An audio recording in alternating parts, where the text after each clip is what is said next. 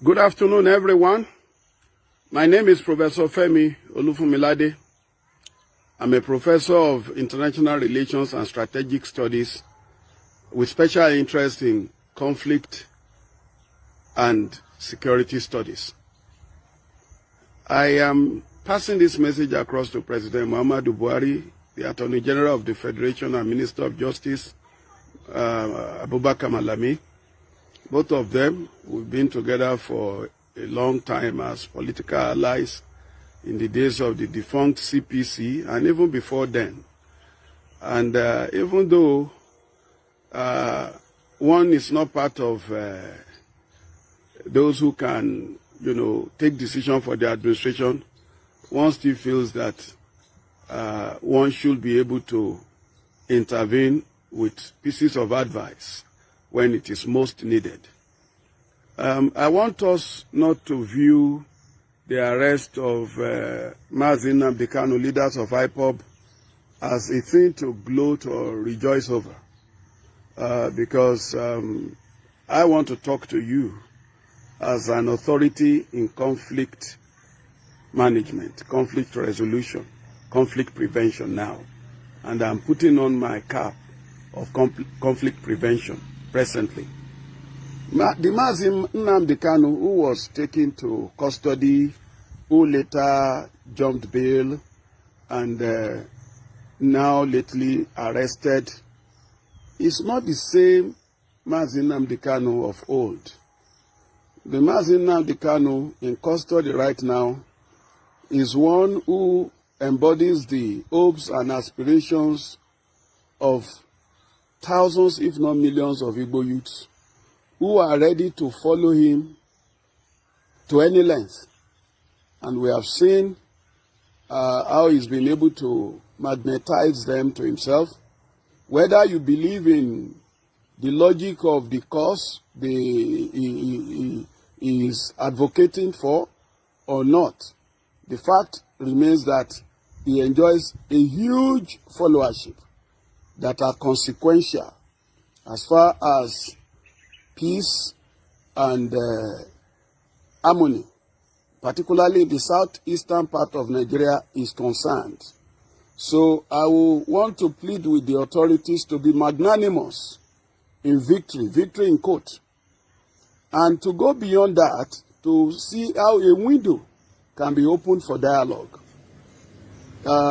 so that whatever the grievances of his followers are, you will be able to resolve it amicably. But if you stand on the ground that they are terrorists, they should be treated with iron hand, well, I'm not sure we are going to see an end to this anytime soon. Because from my observation of the type of crowd he attracts, it's quite electrifying, it's quite magnetic, and they are overwhelmingly large. And I don't see them just running back into their cocoon now simply because he's been arrested.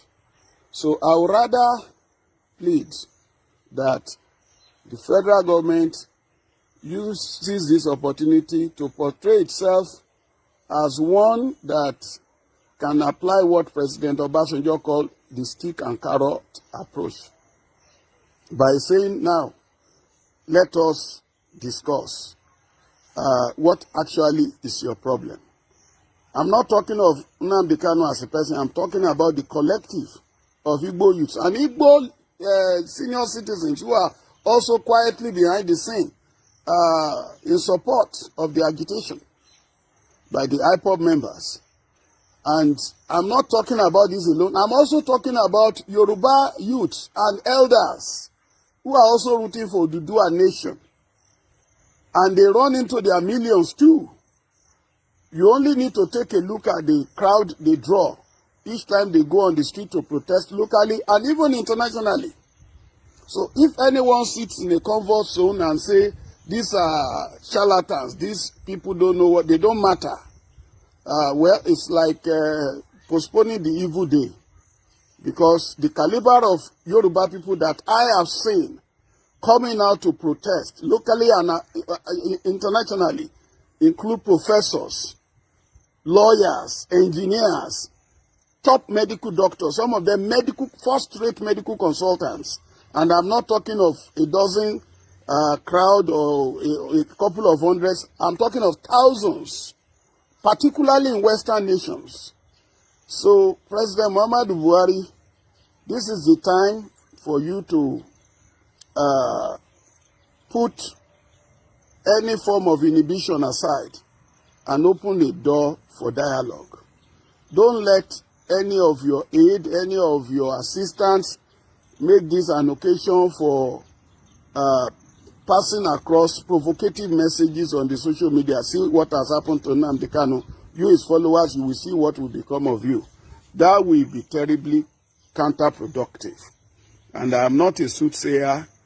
I'm not a member of IPOB, but I'm a social scientist and an observer of trends in Nigeria. And I know that the crowd I see that these guys pull, this Nnamdi Kanu pull, some of them are highly educated, sophisticated. The idea that they are all, illiterate traders is not true. Some of them are highly placed people.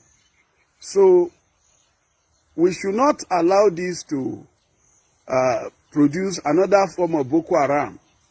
You know, Mohammed Yusuf was arrested too, similarly. And we don't know what happened. The next thing was to produce his corpse.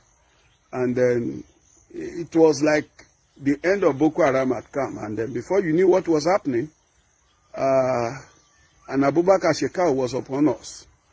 I don't want an Abubakar Shekau in the case of IPOB. I want whatever grievances IPOB members have to receive hearing at the presidential level.